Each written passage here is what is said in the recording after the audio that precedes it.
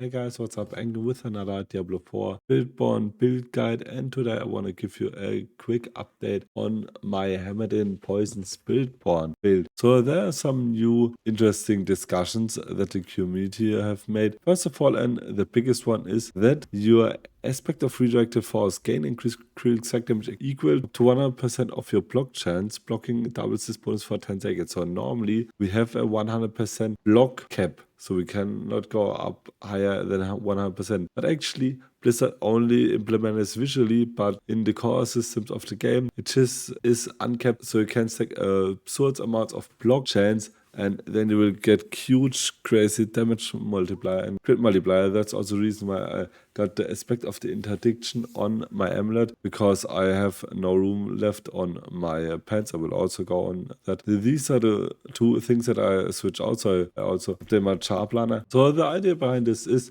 we're gonna stack as high crit damage bonus as we can because of our noxious resonance key passive. As you can see here, right now I already have 793%. I can take this off, and without I only have 148. So you can see I got like 600% more, even though I can only get visually 100% or 30%. And I will show this to you now. If we're gonna go into the fight and cast every of our skills, you can see how this will go up even higher. It will go up to like 1000. So this is really wild, and this is our main source of damage. So we also stacked our barrier.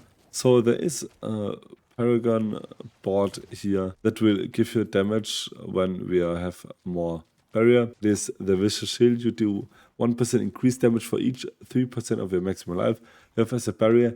And I just used the temerity so we can get up to 100% of our life as barrier, so we get the full damage bonus. So we can also stack really high amounts of damage. And the cool thing is, because we're playing a poison build, we're gonna stack so many life leech nodes. We're gonna go for Scourge. We're gonna go for nourishment that will give us life. We're also gonna go for Antil's Visit. So I slotted in Antil's Visit recently. It will do really great amounts of damage now, and it will give us also life and hit tech speed, so you can still play with the loyalty's mantle. It is more of a defensive choice, so we'll have up to 90% more damage reduction if you go for your centipede, so it's for more chilled approach. But if you want to go full ham, go for Antil's Visage if you have it. If you don't have it, just go for loyalty's mantle. And you also need the Ring of Starless Skies. So in order to play with Antil's Visage, you also need the Ring of Starless Skies, because we need a 50% resource cost reduction. So other than that, just play with your loyalty's mantle if you don't have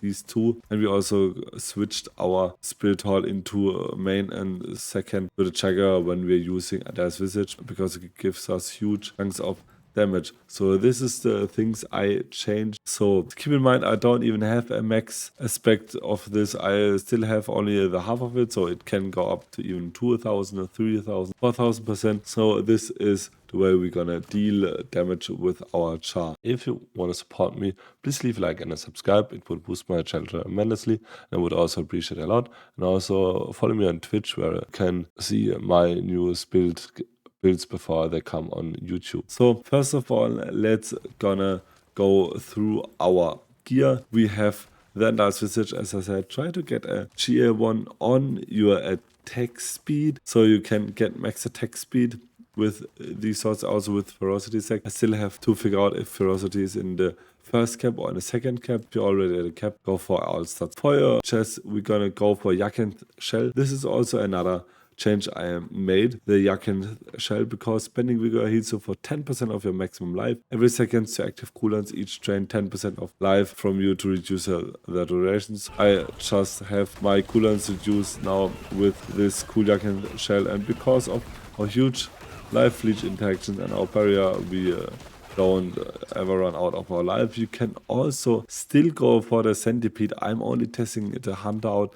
Centipede is still fine. I'm also liking the more poison approach. And for your GA, go for either max life or life and hit, and also try to get a maximum value of your spending vigor. For your gloves, go for stinger rings as also a GA one, because we're gonna do our pestilence swarm based on our stinger damage. So stinger spawns a pestilence swarm at target location, which deals up to 75% of stinger's base damage per hit, and also go for crit strike chance, and also for either max life or attack speed, and for dex, and for your tempers go for crit strike damage for offensive, and for your utility either go for vortex size, because we're pulling in enemies for vortex, or some lucky chance to stun the enemies. For our pants, as I said, temerity, try to get as high as you can for the barrier, go for 100%. And also GA your healing received, and also triple crit your healing received, because you actually do more damage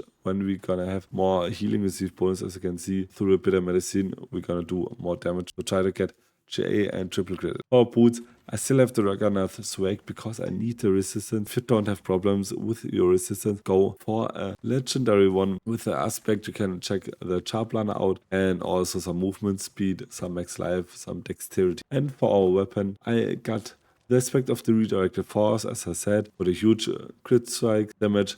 And also for your affix, go for dex, max life, and also definitely GA your crit strike damage. And for temper, go for crit strike damage. I fucked it up. I wanted a higher chance. And also go for Revenants. The problem is with chance for extra sting on hit, they actually don't even cast our pestilence swarm, so don't know if it's bugged. It is wasted, so it doesn't spawn our pestilence swarm. Just go for Revenants.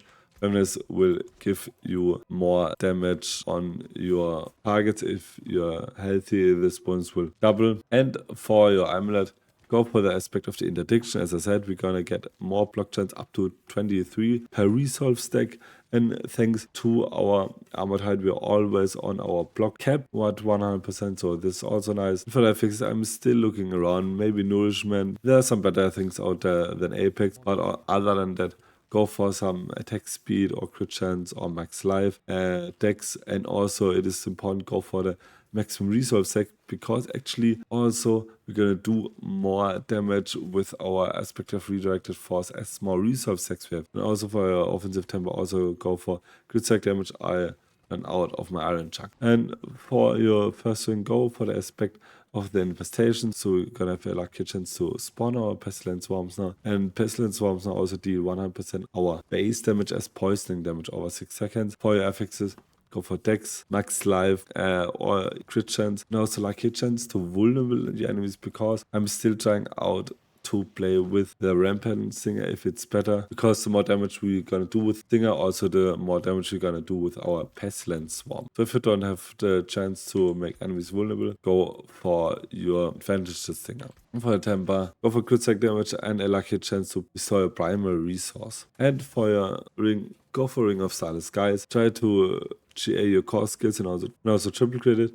If you don't have Ring of Starless Skies set, you need to play with the Loyal Dismantle, then just go for one with Dex, Max Life, Crit Strike Chance, and for Crit Strike damage on temper and some resource generation. And then also go for an aspect that boosts the damage. And for runes, we're gonna have the Xol in our helm right now. I don't have it in my weapon because, yeah, the iron chunks are also missing. And so the Xol will trigger when we invoke a skill from another class 2 times, and we're gonna get 20% more max life. Maybe I will still change this out. I slotted in because I needed some defensive. And for our other Runeword, go for the Portal. After we spend 100% of our maximum resource, we're gonna invoke a pestilence swarm that will deal 300% damage. And for normal games, go for Dex. Here, just max your resistance with your jewelry. For Spiritual, as I said, when you got less visage, go for Chuggers, both. When you still got loyalties, man, go for Centipede, both of them. So for skilltree,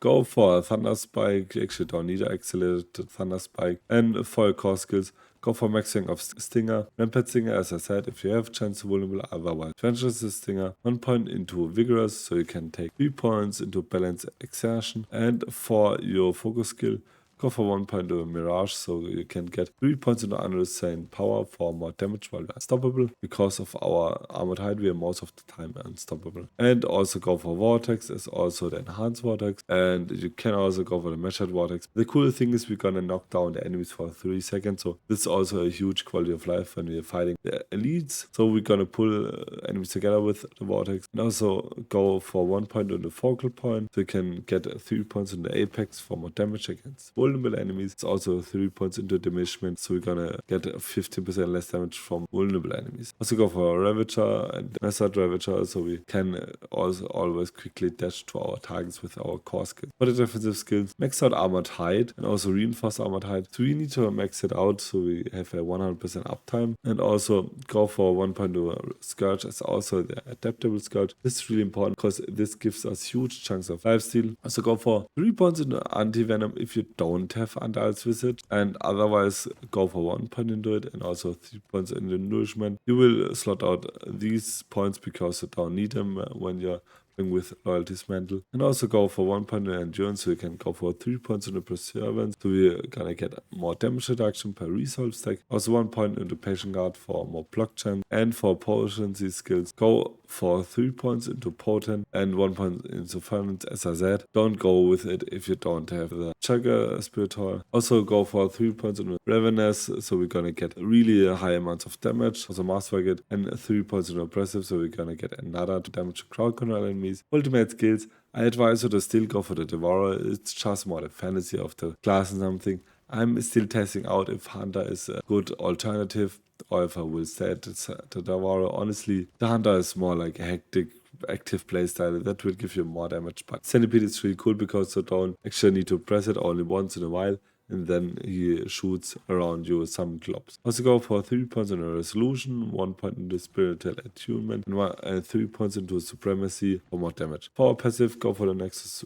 Resonance. As I said, we're gonna get this huge damage bonus. Last but not least, our Paragon board. For the beginning, you're gonna start with fitness. It will give us more critical strike damage. I will also put this in the char planner. Also, if you have some questions, ask them in the comments down below. And for your next board, go for the conversion, so we do more damage with our O2 combined best stats, and also go for the consumption cleave, so we're gonna do more damage with our pestilence swarm. Also get some nice attack speed nodes here, but take them after you get every of your cleave and also every legendary node. At the beginning, you try to get every cleave node and also every legendary node, and then make your way through your last board, and after that start and applying your rares. For your third board, go for the bitter medicine, so we're gonna do more damage if we're gonna heal a lot, and also take speed, so we're gonna do more crit strike damage. We also gonna do more damage with our noxious resonance. For the next board, go for sapping, so we're gonna do 30% more damage and we restore 15 more vigor, and also go